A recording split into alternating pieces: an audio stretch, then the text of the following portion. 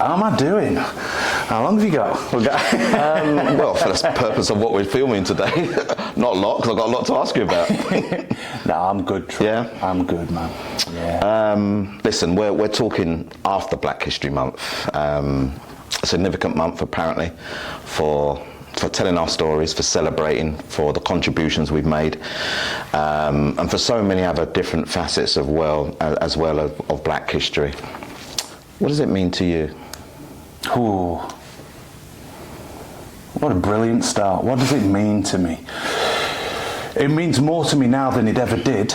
I'll tell you that much. Yeah. Because you make a statement like that, I suppose I've got to put it in some kind of context.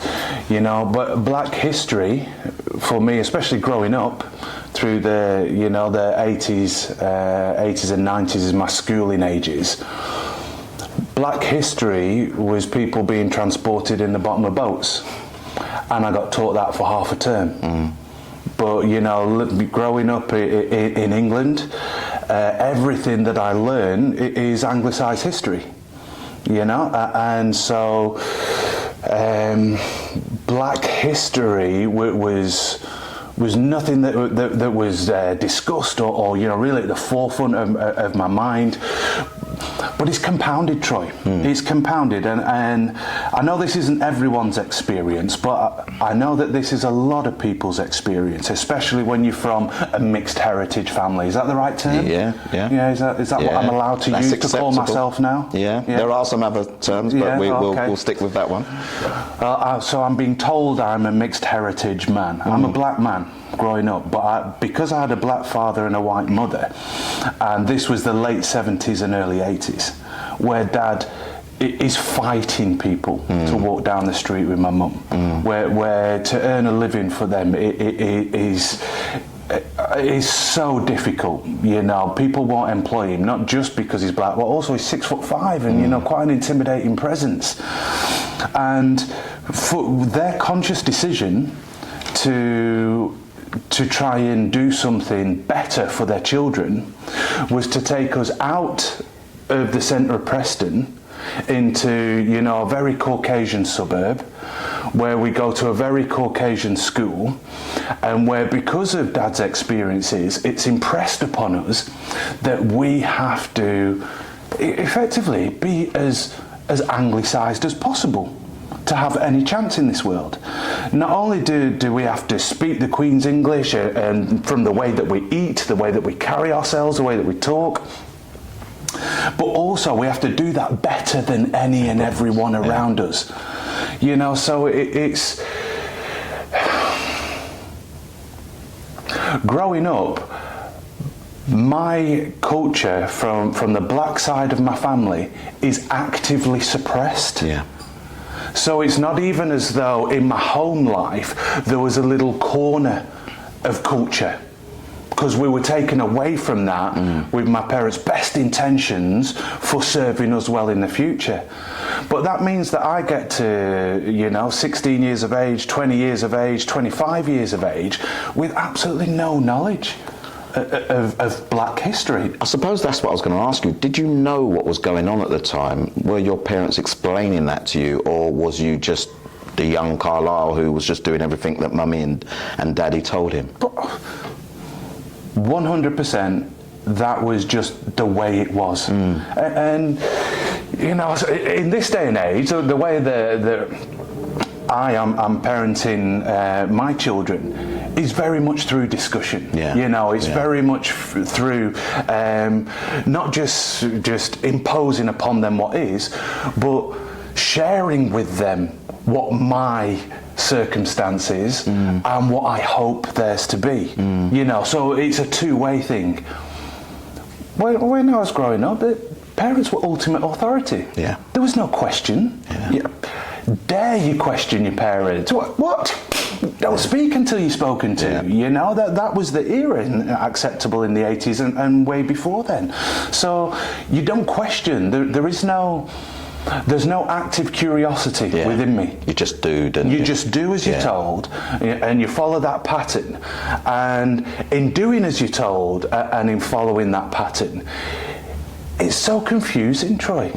It's so confusing because I go back to the centre of Preston, we go back to family events where, you know, the majority of the family who still lives and resides in Preston still speak with a slang, and, you know, the elder relatives have patois, you know, intertwined into that, and I can't understand what my grandfather's saying. I can't understand the conversations that my elder relatives are saying, and if I try and bring myself into the conversations that my younger relatives are having, and I'm like, yeah, you know, what's happening? And they're like, you don't speak like that. Yeah.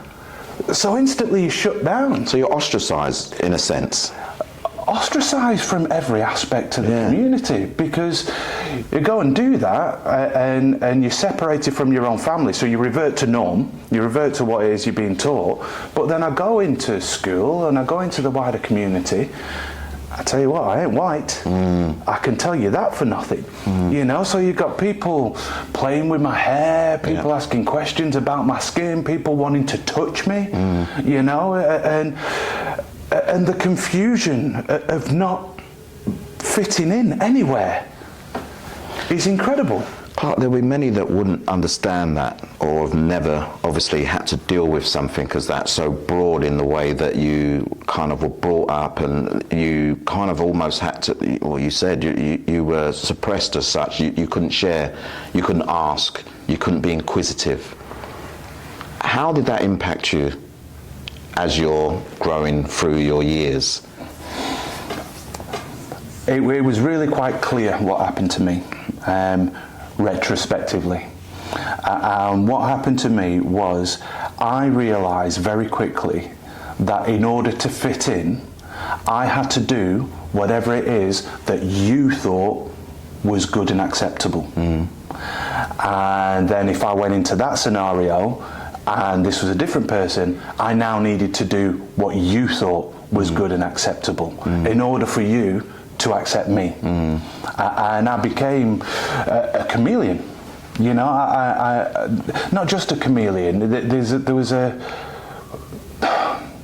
There was a need within me to be accepted by people.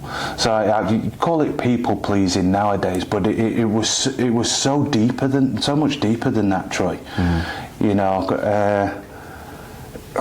I had to be all things to all people in order to be accepted.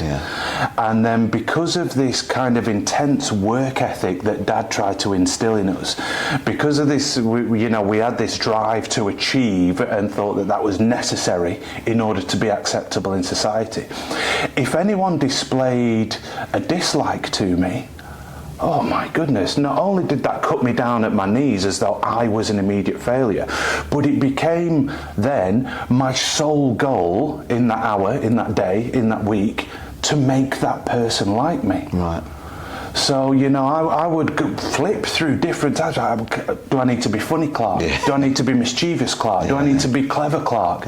You know, all of those different things, and I would try to be what it is that you needed, so that you would accept me. And if you accepted me, then I felt good. All right. For that moment. These are conversations that we have anyway, don't we? We have pretty deep conversations, and we're invested in not just who we are in the present and what we work towards, but we're invested in the past. Let me introduce your football journey then. At this stage, for everyone to understand, it's just the connect, isn't it? Did it impact your early years in your career, that uncertainty? So you're uncertain about yourself because you're not sure where you sit. And you sit right across a cross-section, but you're trying to conform to everybody else's vision of who you are. Did that impact you at all in your early years in the game? Yes. Trying to get into the game? Not in trying to get into the game, because as a young kid, all I wanted to do in the footballing context would just be the best. I just needed to score the most goals. I needed to be, you know, I wanted to be the quickest, wasn't always, but, you know, you just needed to be the best and do whatever it was to get seen. But when you get into the professional environment, it did impact me. And do you know how it impacted me? It made me successful. Go and explain that. if there is ever an industry where everyone else's opinion matters more than your own, it's the football through the 90s, early thousands was that industry.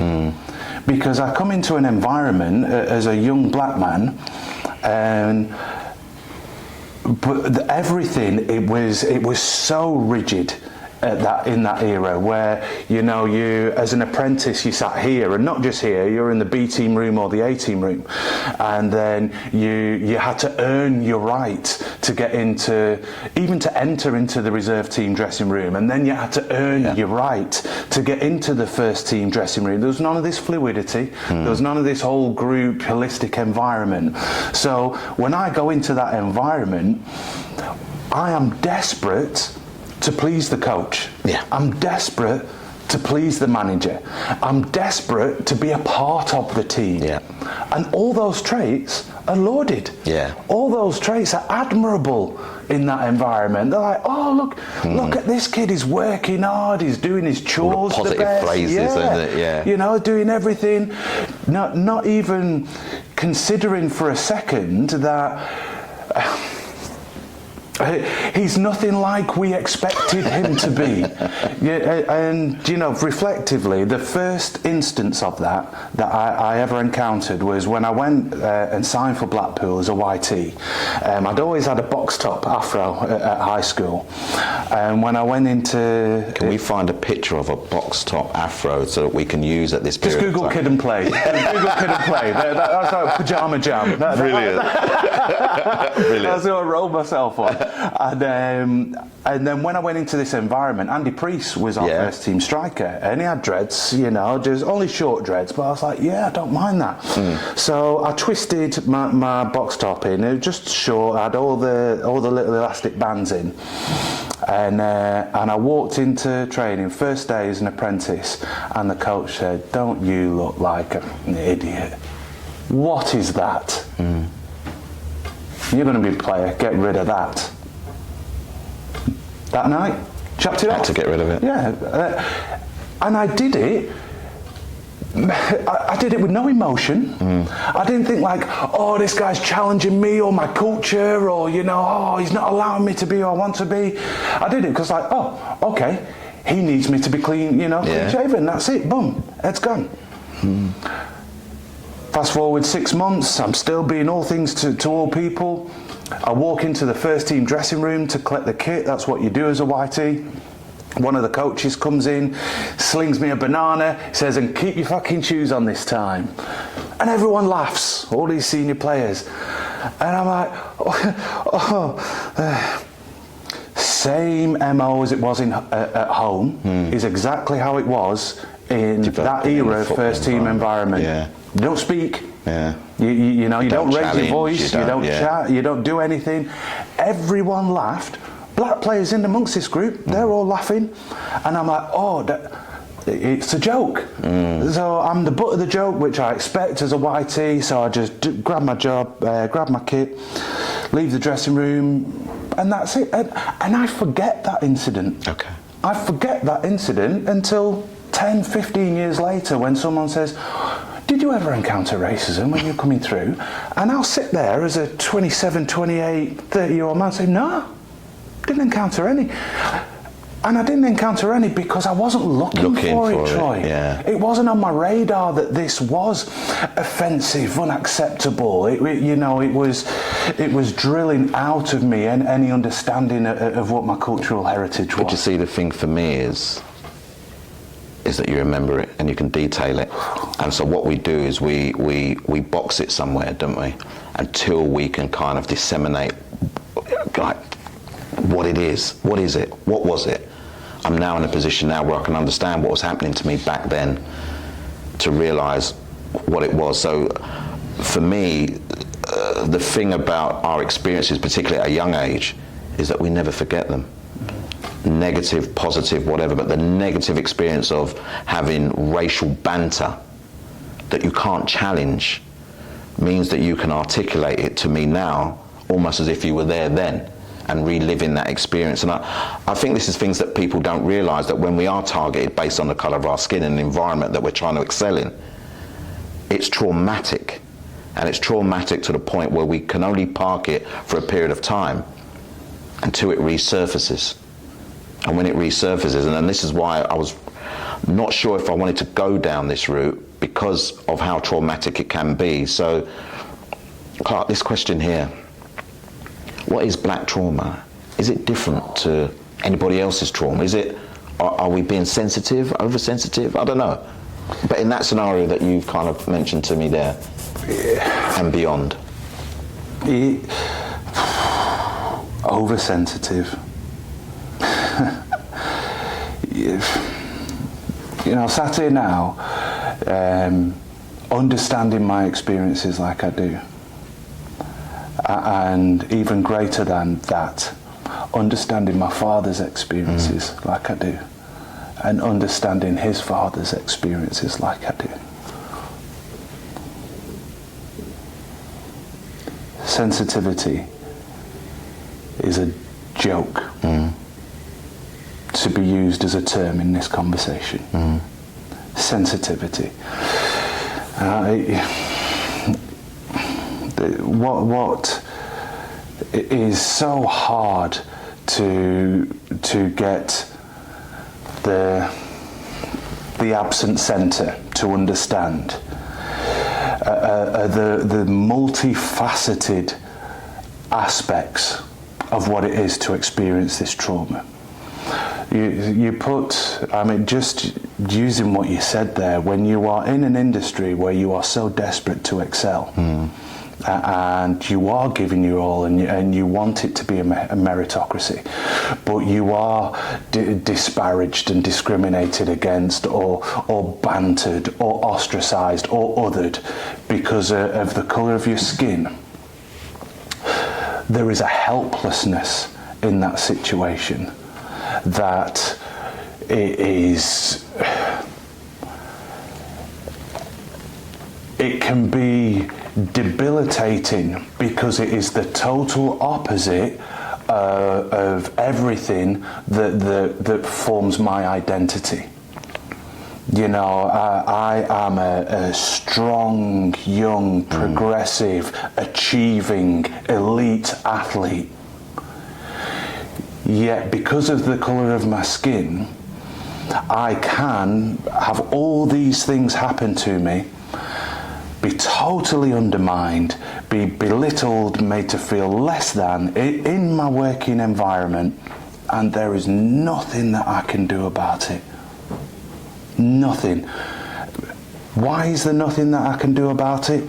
Because if I choose, especially as a young footballer, if I choose to be vocal and challenge, I'm immediately branded as a troublemaker, and the grapevine is told that I'm the troublemaker, and my career prospects are absolutely battered. Yeah. I can reel off dozens of players with fantastic ability who have been marginalised because they've had the audacity to speak out about a joke or a bit of banter or something that's happened in the dressing room.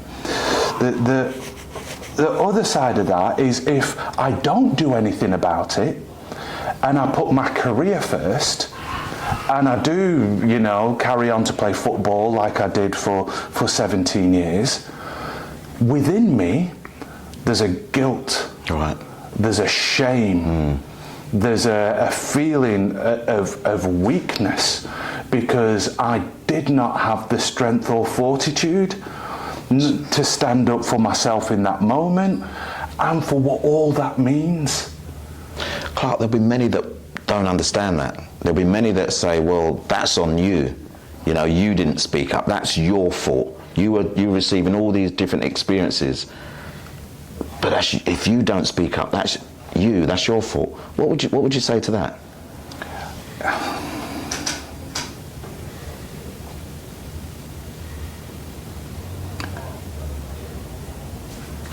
It's hard to answer that without adding, you know, personal emotion into it. And I try and take emotion out of responses in this. I'd love to be able to just say, here's the data. Yeah. I know these stories because I was PFA chairman for a period of time. I was at the PFA, and they were only the recorded stories. The anecdotal stories, hearing, you know, from players and colleagues, etc., about what has happened to certain individuals right up to this very day, Troy. It shows, it evidences that people who have spoken out have hindered their prospects, whether it be... Sorry, is it that noise? Yeah. Is that next door, or is it? Sorry. There is like a holding little door there, isn't there? They did say it was going to be quiet, but I actually booked the room yesterday.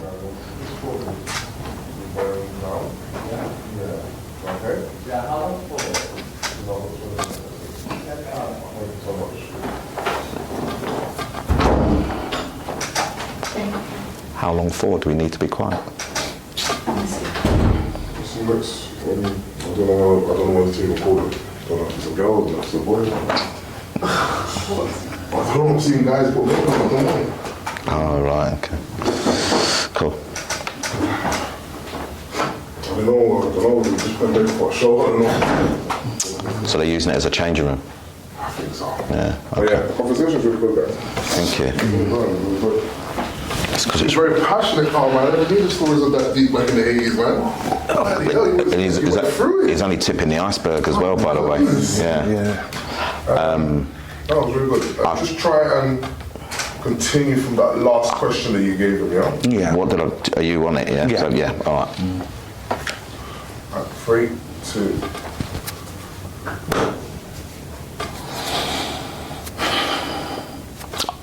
I find it so hard to answer that question without loading up personal emotion. You know, but to people who are going to put the burden on the individual,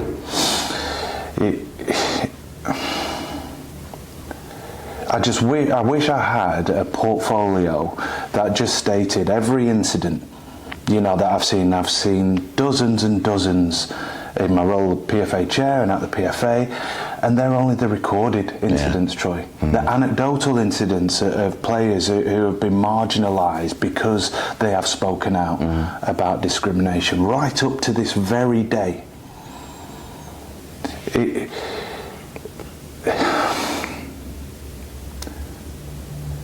That's the kind of evidence that is needed. Empirical data to show how often this is happening and the impact that it has on people, in order for those outside to understand and comprehend. And what you see, why this should always run deeper is because it's not even just in your professional setting, Troy. This affects me in my daily life. Absolutely. This isn't a Black Month scenario. This isn't a Black Awareness Day thing for me. This is my life. Every day, yeah. When I go to the shop and the person pulls their handbag closer, the first thing that says to me, it accuses me of being nefarious. Yeah. I'm a threat to you. Yeah. And then my people pleasing kicks in, and I want to show that person, no, I'm a good person.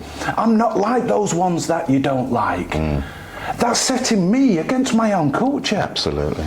When I walk into, this happened just a few months ago, my wife and I are in a blessed position at the moment where we want to build our own home. It's very, very difficult, let me tell you, but we're going to look for doors. We go into this warehouse, and I asked the salesperson there, this Caucasian lady, and I say, is this the only type of door that you do? And she said, these aren't run-of-the-mill doors, you know.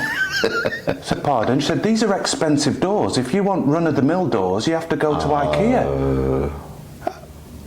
what is it about me that makes you think I want run-of-the-mill doors?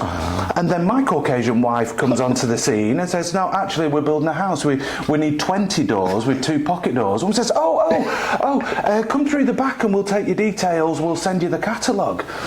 So my wife's in the back, writing out our email details. And I called through. I said, Carrie, leave it, we'll take our run-of-the-mill asses elsewhere. What is it that I have to justify myself to be able to purchase doors of a certain type when I've not even opened my mouth, Troy?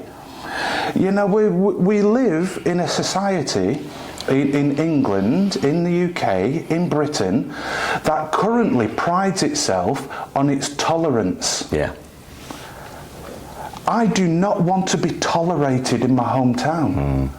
I don't want my children to be tolerated at their school.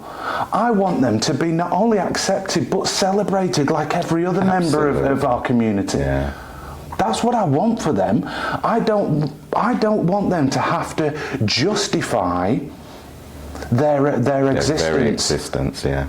You know, because that especially in our generation, where everything is insular, where you deal with your business, you get your back up, your head down, you move on. That insular monologue of debate, am I good enough, have I done, have I shown, it is so very destructive, so destructive.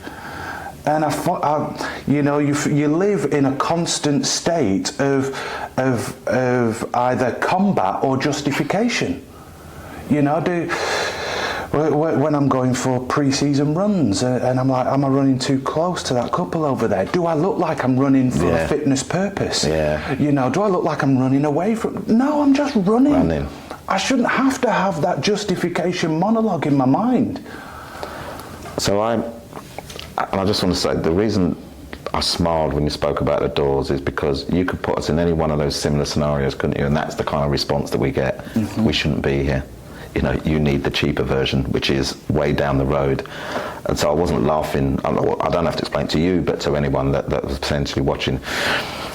Let's get back to this. When did you finally realise, or finally kind of even was being inquisitive about your heritage, your culture, your background of your family, etc.? When did that finally become a thing where you were not being spoken at and had to keep quiet, but actually were able to be inquisitive and ask the really, really direct questions that would help you find who you were first and foremost? 2 things happened very close together. One was the John Terry Anton Ferdinand incident. Yeah. And we're talking 11 years ago now, is it? Yeah. And off the back of that, I presented a documentary for the BBC. That's right. Is Football Racist? And we went and did various interviews with blah, blah, blah, blah, blah. And at the time, I wasn't as invested in the entirety of the issue of racism and culture. Do you remember that's when we first met? Was that when we first met? That's when we first met. You came to one of my events, Raise Your Game. You asked to film. Down at TUC Congress House. Yeah. That's when we first met. We knew of each other. We'd never met. And that's when we first shook hands and went, aye, yeah. And we were just, from that day onwards. Oh, forgive me for forgetting that was the day, because that was the day I also first met my wife. It's a beautiful day. Yeah. It's the greatest people in my life. That's amazing. So I'm lucky I'm throwing that in then, yeah? Brilliant. No, I remember it like it was yesterday, Clarke. Yeah, so doing the interviewing for that, but the interview that just blew my mind was the one with my dad. Okay. It was the first time in 30 years of my existence that Dad had opened up to me about, you know, some of the actualities of his lived experience as a young black man. And you are what age roundabout at 30. This time? Right. You know, to 29, 30. Yeah. And it's the first time that he's talked to me explicitly about, you know, what he encountered and what that was like. And Troy, it blew my mind. I remember the scene because I remember you going into your dad's and I think those words were used. And I was going, no, surely not. At that age? Really? Dad had done everything within his power to protect us as children from his experience. Everything. He didn't... Is that a good thing in your life? Well, it was an admirable thing. It was an admirable thing because it meant that, you know, we sauntered off into life without any of that vicarious baggage, you know, of Dad's existence and his experiences. But the flip side of that is that equally I had no radar for any of that experience. I had no reference point for it. Because we were totally in this bubble, you know, where Dad was so feared and respected in the community, it never came to our home. Right. You know, because he dealt with his business back in the day. So, yeah, it was a double-edged sword, Troy. It really was. And I think it was that protection of us that just totally snuffed out any curiosity about it because it wasn't a thing. This happened in tandem with a group of players led by Jason Roberts. That's correct. We're trying to establish a black players union. And we were having discussions around the table, the management committee table. And in these discussions, I was sitting chair of the PFA, and I said to Jason, so, you know, we're talking about representation, etc. And I'm sat here as chair as the PFA. And he said, you don't represent us. Whew. Oy. Ooh. It makes me emotional now because do you know what that did? That just sliced me in half. It absolutely sliced me in half. We go back to half hour before in the conversation, all this confusion that I have, all this fraudulence about being, am I black, am I not, where do I fit, where do I not? And people like Jason Roberts, because of my lived experience, people like Marlon King, people like Biakin Fenway, these were the epitome of black men within my industry. You know, they really represented, they spoke like the black people in the community and press that I knew. They spoke like they spoke, you know. He carried himself in that way. He, all of these things, and he even had a look of my dad, you know, that there was a subconscious intimidation there. And then sat in this forum, and he said straight up, you don't represent us. It wasn't even me, Troy. It was you don't represent us. And at that point, I was like, whoa, Clarke. Who do you think you are? Who do I think I am? Who do I think I represent? What do I represent? So now you're actually looking inwardly. 100%. Searching for answers. That's the beginning of me starting to try and find and understand where I fit culturally. And it's incredible, you know, because I get to this point where I'm 100% certain of who I am, Troy. I know I'm a black man in England, a British black man. I have a lived experience that might not be like some of my family, might not be like yours, might not be like Jason Roberts, but it is a bona fide lived experience of trials, tribulations and successes that are valid in me sharing my story and wanting to help, you know, spread the stories and experiences of others. Successes. What are they?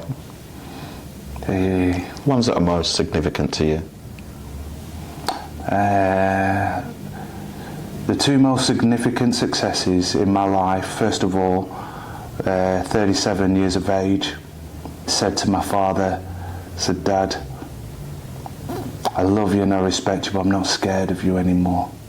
He said, son, I never want you to be scared of me. I wanted to discipline you and I wanted to love and support you, and I love you, footballer, bin man or what. From that moment, the connection and honesty between me and my dad meant that when he passed earlier this year, I know there was nothing unsaid between us. You've always said that to me. Which for two guys of our culture and generation, I'm massive, blessed isn't to it? be able to say. It's massive. I'm blessed.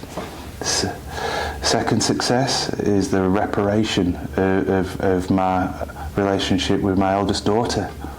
Our father at 18 years of age, and then I ran away because I wanted to have my cake and eat it. And what I thought was fulfilling parental duty, which was sending money back to her mum, I now understand, and I've done for 6 to 10 years. That's not what provision is. No. Provision is time. Provision is presence. Provision is being the ear, being the shoulder, being the laughter. And then being able to, bring that into the parenting of my next 4 children. My final success is establishing a relationship with my wife that is based on unconditional honesty and unconditional love. Really easy to say, Troy. Yeah, absolutely. Really hard to live. Yeah. Really hard to live. But when you do it, let me tell you, there is a solidity in that relationship that you'll not know anywhere else. Amazing.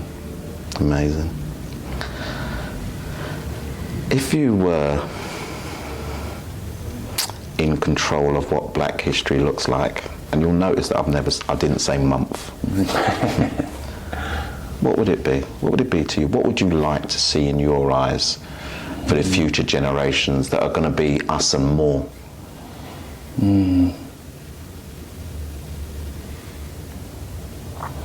Well, if our youngest children, who are 4 and 2 now, get to high school and they're not learning about the Battle of Hastings and the repeal of the Corn Laws, but they are learning about diaspora communities.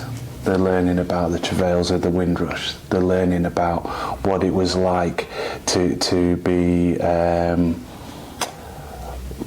part of the British Indian tea and tobacco trade, and all of those aspects of not just colonisation forward, but what those communities and cultures had prior to that, and how they have brought in and influenced our modern day culture. Okay. That would be very, very interesting, but it'd be comprehensive, would it not? Yeah. It would be comprehensive. Yeah, absolutely. But if you're talking about 5 years of schooling, and we managed to cover all of these, roundheads and all the rest of it, I'm sure you can spend a year on each diaspora community and the impact that they've had on British culture. And football?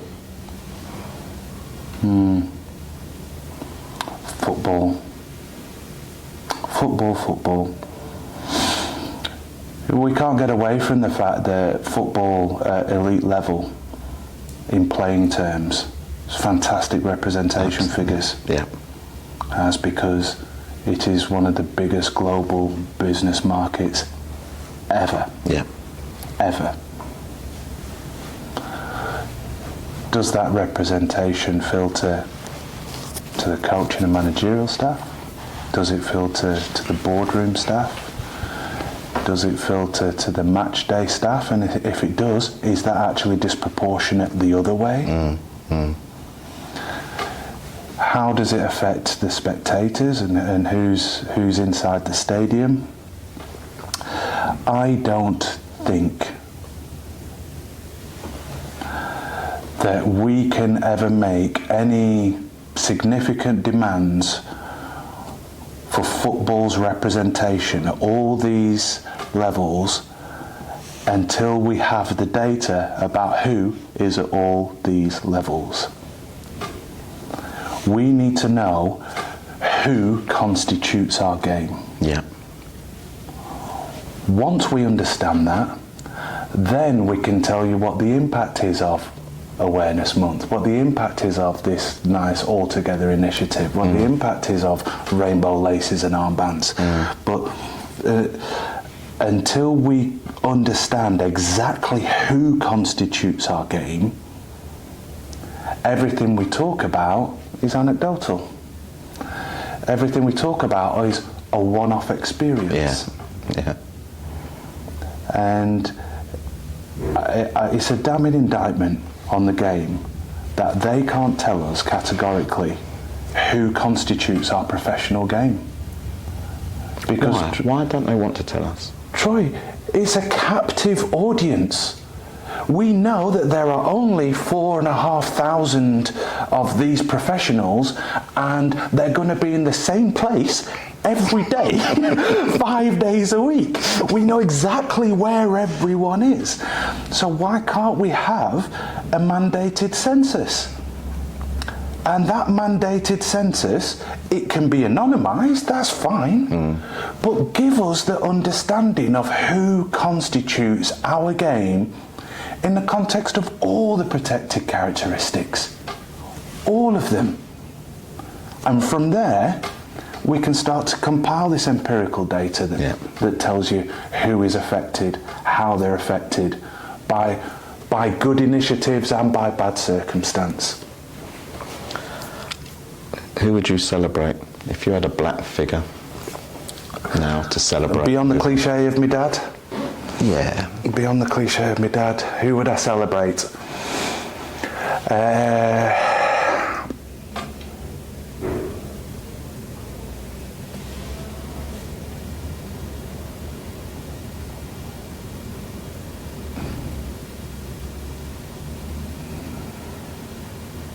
I don't know, it's tough. I've put you on the spot. There are a number of people who stand high in my esteem, you know, they really do. I'll take one from my youth, and that was Viv Anderson. Viv Anderson, just the quality, the excellence, the era, and the prominence of this black man at Manchester United, which was my old man's team, so you know, he was front and centre in the house. He was a role model. Fantastic. In our modern day, I'm actually going to say Biak Fenway. Okay. And I'm going to say Biak Fenway because this man, he defied so much more.